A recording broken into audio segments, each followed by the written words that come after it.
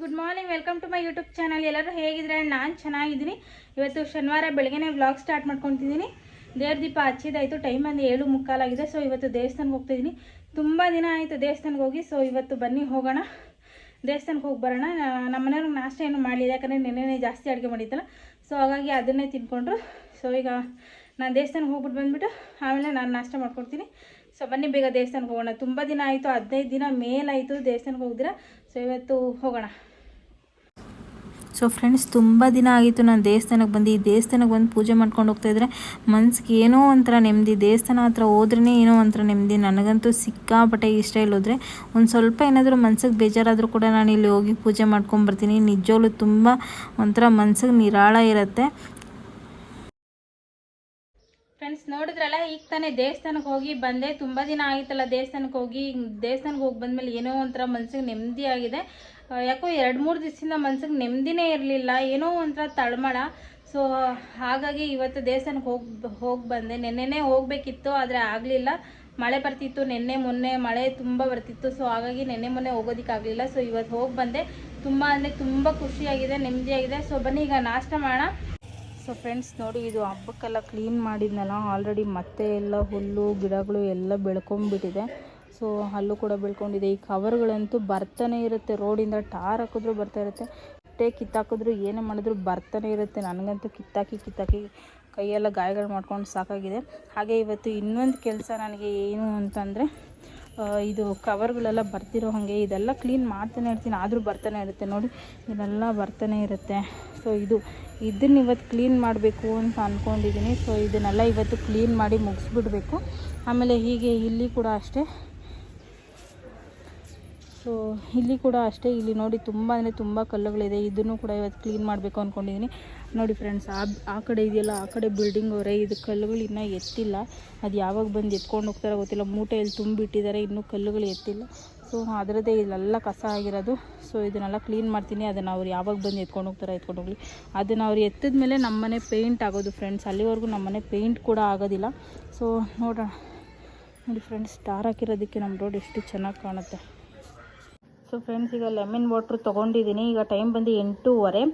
Lemon water ಬಂದು ನಾನು diet ಮಾಡೋದಕ್ಕೋಸ್ಕರ ಅಂತ ತೊಗೊಂಡಿಲ್ಲ ಫ್ರೆಂಡ್ಸ್. ನಿಂಬೆಹಣ್ಣು ಮನೇಲಿ ಜಾಸ್ತಿ ಇತ್ತು, ಫುಲ್ಲು ಹಣ್ಣಾಗಿತ್ತು. ಸೊ ಹಾಗಾಗಿ ವೇಸ್ಟ್ ಆಗಬಾರ್ದು ಅಂತ ಕುಡಿತಾ ಇದ್ದೀನಿ ಅಷ್ಟೇ. ಸೊ ಇಷ್ಟೊತ್ತಿಗೆ ನಾಷ್ಟ ಮಾಡೋದಿಲ್ಲ ಫ್ರೆಂಡ್ಸ್ ನಾವು. 8:30 ಅಲ್ಲ, ನಮ್ಮ ಮನೆಯವ್ರು ಮಾತ್ರ 8 ಗಂಟೆಗೆ ಮಾಡ್ತಾರೆ. ಸೊ ನಾನು ಇಷ್ಟೊತ್ತಿಗೆ ಮಾಡೋದಿಲ್ಲ. ಸೊ ಹಾಗಾಗಿ ಲೆಮನ್ ವಾಟ್ರ್ ಕುಡಿದ್ಬಿಟ್ಟು ಅದು ಈಚೆ ಕಡೆ ತೋರಿಸಿದ್ನಲ್ಲ, ಅದು ಕೆಲಸ ಮುಗಿಸಿ ಆಮೇಲೆ ಬಂದು ನಾಷ್ಟ ಮಾಡೋಣ ಅಂದ್ಕೊಂಡು. ಸೊ ಬನ್ನಿ ಬೇಗ ಕುಡಿದ್ಬಿಟ್ಟು ಹೋಗೋಣ. ಸಿಗ್ತಾನೆ ಮುಗೀತು. ಇಲ್ಲೆಲ್ಲ ಸ್ವಲ್ಪ ಕಸ ಗುಡಿಸ್ಕೊಂಡೆ. ಅಲ್ಲಿ ಎಲ್ಲ ಕಸ ಗುಡಿಸ್ಕೊಂಡೆ. ಅಲ್ಲೊಂದು ಟೊಮೆಟೊ ಗಿಡ ಇತ್ತಲ್ವ, ಕಿತ್ತಾಕ್ಬಿಟ್ಟೆ ಅದನ್ನು. ಸೊ ಮೇಲೆ ಮಾತ್ರ ಕಸ ಗುಡಿಸ್ಕೊಂಡಿದ್ದೀನಿ ಫ್ರೆಂಡ್ಸ್. ಸೊ ಜಾಸ್ತಿ ಅಂದರೆ ಆಗೋದಿಲ್ಲ, ಗಿಡಗಳೆಲ್ಲ ಕಿತ್ತಾಕಲ್ಲ. ಇದೆಲ್ಲ ಕಿತ್ತಾಕೊಂಡು ಹೋದರೆ ಮಿನಿಮಮ್ ಅಂದರೂ ನನಗೆ 1 ಅವರ್ ಮೇಲೆ ಬೇಕಾಗುತ್ತೆ. ಸೊ ಈಚೆ ಕಡೆಯೂ ಎಲ್ಲ ಒಂದು ಸ್ವಲ್ಪ ಕ್ಲೀನ್ ಮಾಡ್ಕೊಂಡಿದ್ದೀನಿ.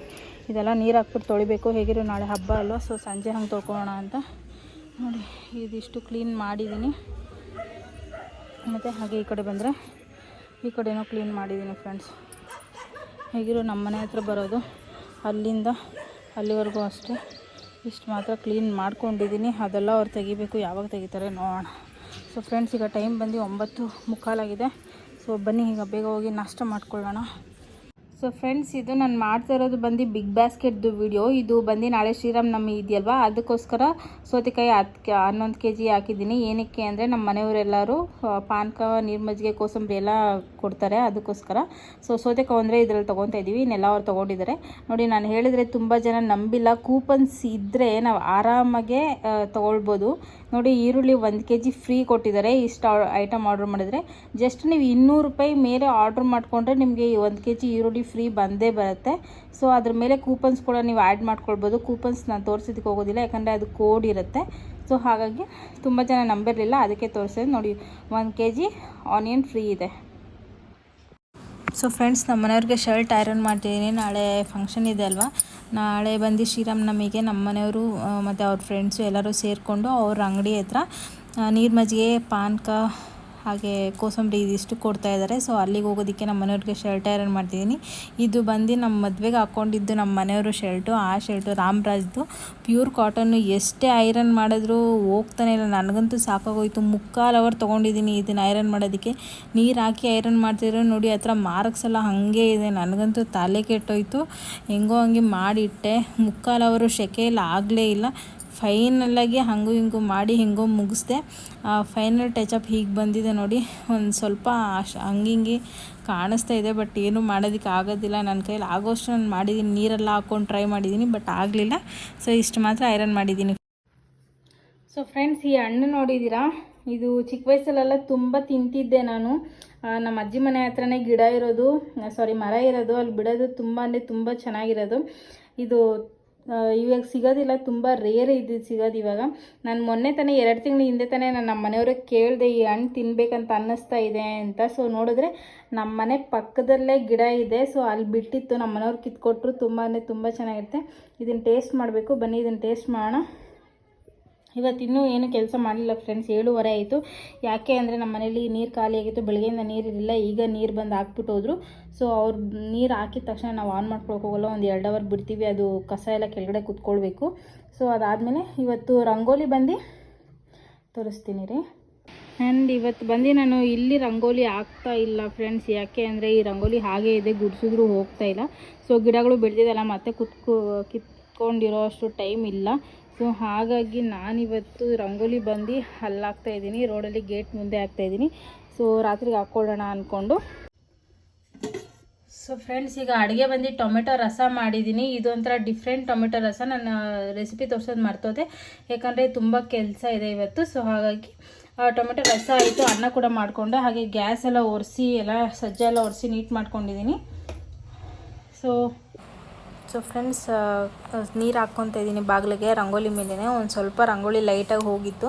ಅದ್ರ ಮೇಲೇ ಮತ್ತೆ ಚುಕ್ಕಿಗಳು ಇಟ್ಕೊಂಡು ರಂಗೋಲಿ ಹಾಕೋಣ, ಅದು ಹೆಂಗೆ ಕಾಣಿಸುತ್ತೋ ನೋಡೋಣ ಅಂದ್ಕೊಂಡು ಹಾಕ್ತಾಯಿದ್ದೀನಿ. ಬಟ್ ಆಗ್ತಾ ಅಂತ ಏನೂ ಕಾಣಿಸ್ತಿಲ್ಲ, ಹಳೆ ರಂಗೋಲಿ. ಬಟ್ ಹೊಸದು ರಂಗೋಲಿ ಹಾಕ್ಕೊಂಡೆ. ಇದಂತೂ ಸಿಂಪಲ್ಲಾಗಿರೋದೇ ಹಾಕ್ಕೊಳ್ತಾ ಇದ್ದೀನಿ, ಯಾಕಂದರೆ ಟೈಮ್ ಇಲ್ಲ. ಸೊಳ್ಳೆಗಳು ಬೇರೆ ಸಿಕ್ಕಾಪಟ್ಟೆ ಇತ್ತು ಈಚೆಗಡೆ.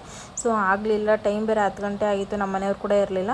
ಸೊ ತುಂಬ ಲೇಟ್ ಆದರೆ ನಮ್ಮ ಮನೆಯವ್ರು ಇದ್ದರೆ ನಾನು ಹೊರಗಡೆ ಇರ್ತೀನಿ. ಬಟ್ ನಮ್ಮ ಮನೆಯವ್ರು ಇಲ್ಲ ಅಂದರೆ ಜಾಸ್ತಿ ಹೊತ್ತು ನಾನು ಹೊರಗಡೆ ಇರೋದಕ್ಕೆ ಹೋಗೋದಿಲ್ಲ. ಹಾಗಾಗಿ ಚಿಕ್ಕ ರಂಗೋಲಿನೇ ಹಾಕ್ಕೊಳ್ತೀನಿ.